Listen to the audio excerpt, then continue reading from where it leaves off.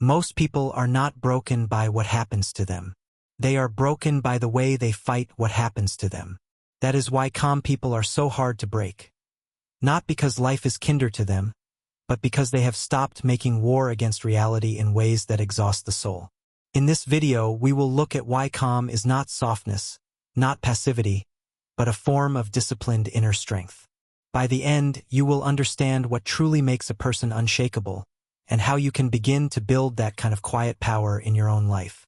The first hard truth is this: your nervous system, not your beliefs, usually decides who you become under pressure. You may believe in courage, patience, and wisdom, yet when fear or anger floods your body, it is your training or lack of it that speaks. Calm people are not simply more spiritual or naturally peaceful. They have learned, often through pain, to stay with discomfort instead of immediately escaping it. They have confronted the fact that life will not adjust itself to their preferences, so they have chosen to adjust their inner posture instead. Think about how we usually handle stress. A message arrives that threatens your plans. An email, a diagnosis, a sudden expense. Before you have even read the last word, your body is already in motion. Heart racing, jaw tightening, thoughts spinning into catastrophe. You begin to argue with reality in your mind. This should not be happening. This is unfair. This will ruin everything. Notice that nothing in the outer world has changed in that moment. Only the story inside you has exploded. Calm people feel the same jolt, but they refuse to build that inner story into a fire. Here is the reversal. We are taught that strong people react fast and forcefully, that speed and intensity are forms of power. But in real life, the person who can wait 10 extra seconds before speaking often holds more power than the person who responds in 10 milliseconds. Calm is not the absence of emotion. It is the refusal to be commanded by the first wave of emotion. A calm person feels anger rise and says, "Not yet. I will decide how to respond when the dust in my mind has settled." Consider a modern example. In many workplaces, drama and urgency are rewarded. The loudest voice in the meeting, the one who appears most outraged or anxious, often gets the most attention. But notice who actually shapes the direction of the project. It is usually the person who remains composed enough to see the whole board. While others are busy defending their egos, the calm person is asking, what is really happening here? What can we actually control? What is just noise? Over time, that person is trusted in crises. When things fall apart, people look for the one who does not. Another hard truth: you are not anxious because the world is more dangerous than it used to be. You are anxious because you are more constantly stimulated than any generation that came before you. Your mind has been trained to live in a state of ongoing emergency. Every notification, every headline, every social comparison whispers, react now, fear now, want now. In such an environment, calm looks like rebellion. The calm person is not the one who knows less.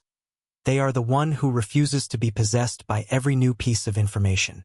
The Stoics spoke often about control, not as a motivational slogan, but as a hard boundary drawn inside the mind. There are things that depend on you, your choices, your efforts, the direction of your attention. And there are things that do not. Other people's opinions, the passage of time, the fact of death, the sudden curveballs of fortune. Anxiety is what happens when your energy lives mostly in the second category. Calm is what grows when your energy returns again and again to the first. A calm person is not living an easier life. They are wasting less of their life trying to rule what will never obey them. Imagine two people lose their jobs on the same day. Both feel the sting, the fear, the tightening in the chest. The first person spins, "This is the end. I'm doomed. This always happens to me." They rehearse failures from their past, predict humiliations in their future, and within hours they are paralyzed. The second person feels the same pain but recognizes it as part of being alive. They allow the wave to rise and fall. Then they ask calmer questions. What can I do this week? Which costs can I cut? Who can I talk to? What does this make possible that was not possible before? Both are wounded. Only one is broken. Here is another reversal. We often think intense emotion is proof that we care deeply, that our suffering means our heart is big and engaged. But intensity is not depth. Many of our strongest reactions come not from love, but from fear, fear of losing status, control, or certainty. Calm is not indifference. It is the maturity to distinguish between what truly matters and what merely frightens the ego. A calm person can care very deeply without falling apart every time reality fails to cooperate with their plans. Think of how we handle failure. When something important collapses, a relationship, a project, a dream, we often take it as a verdict on who we are. I failed quietly becomes, I am a failure. Calm people feel disappointment as sharply as anyone, but they refuse this identity shift. They see failure as information, not a prophecy. The Stoic mind says, "This did not go as I wished. What does this teach me about the world, about myself, about what I must strengthen?" While one person turns failure into a self-attack, the calm person turns it into a teacher. In everyday life, this difference can be small but decisive. You send a message and receive no reply. The anxious mind rushes to fill the silence. They are angry. They are leaving. I did something wrong. Heart rate surges. The calm mind waits, notices the same fear and says, I do not have enough data yet to justify this story. That tiny pause prevents a cascade of needless pain. The situation is the same. The inner weather is completely different. Before we go deeper, let this be a brief invitation. If these reflections are resonating with you, consider subscribing and leaving a thoughtful comment about a moment when staying calm, or failing to, changed the direction of your life. Your reflections not only support this work, they also help others see their own experiences more clearly. Now, let us step into the second half of our journey. Not just why calm people are harder to break, but how this kind of calm is built, piece by piece, in ordinary days that look a lot like yours. The next uncomfortable truth is that calm is not a personality trait you either have or don't have. It is closer to a muscle. Unused, it remains weak, and under stress it gives out. Trained deliberately, it becomes reliable. When we tell ourselves, I'm just an anxious person, or I'm naturally hot-tempered, we turn temporary habits into absolute identities. Calm people are rarely born that way. They have simply stopped using their personality as an excuse to avoid training their mind. Here is the conceptual shift. Your most stressful moments are not interruptions to your calm practice. They are the practice. The commute where someone cuts you off, the child who refuses to listen, the colleague who takes credit for your work. These are not proof that you cannot be calm. They are the gym where calm is built. The question is not, why is this happening to me? But, who am I becoming in my response to this? Each irritation is a small weight you can choose to lift or drop. In practical terms, a calm person often lives by a few quiet disciplines. One is the discipline of the pause. Before sending the angry message, they set the phone down. Before replying in a meeting, they take a breath that reaches their belly, not just their chest. This is not a trick. It is a way of reclaiming ownership of their voice from the surge of adrenaline. Another discipline is the nightly review. They look back over their day and ask, where did I lose myself? Where did I stay steady? What can I try differently tomorrow? No one sees this work. It accumulates. Another hard truth. If you do not decide what pain you are willing to endure, life will choose for you.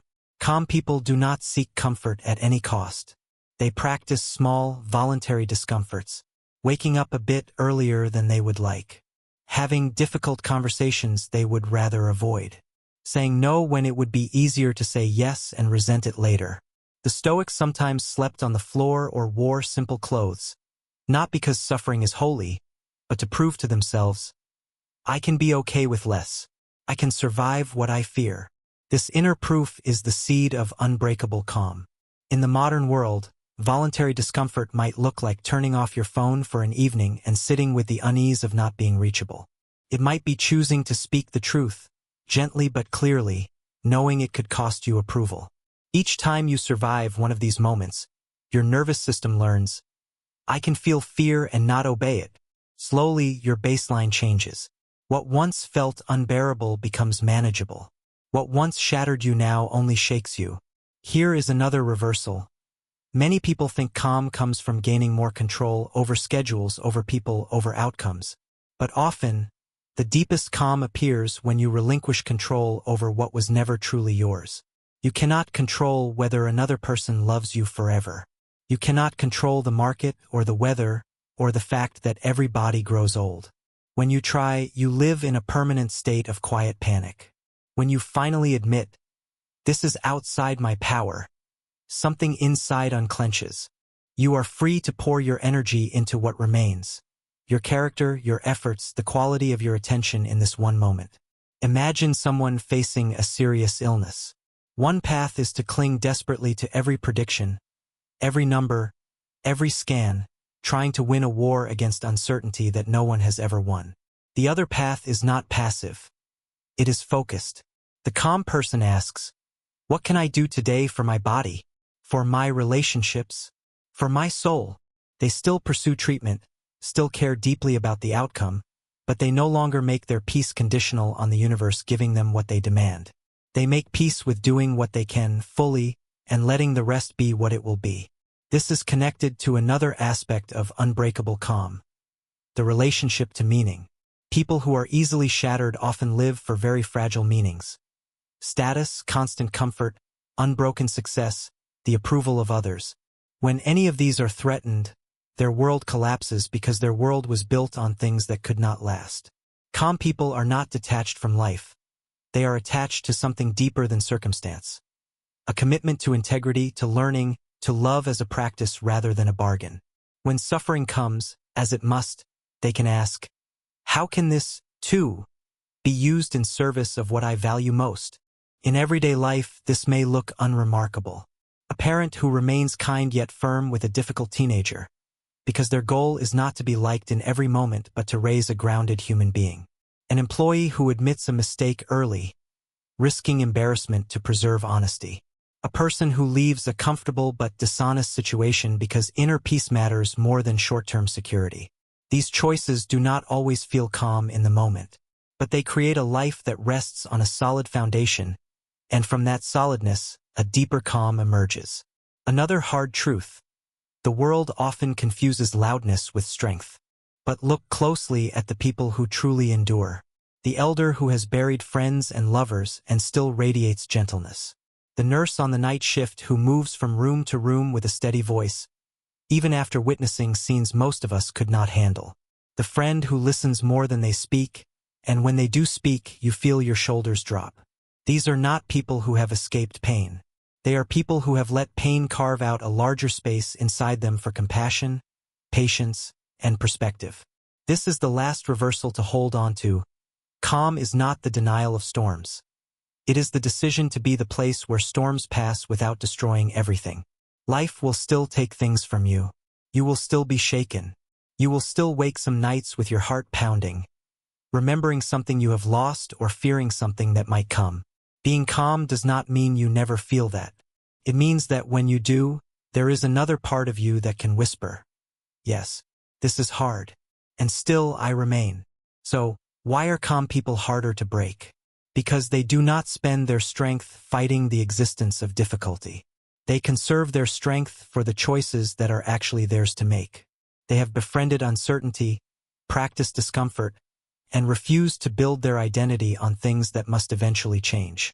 When the world pushes, they bend where they must but do not snap, because their roots run deeper than circumstance.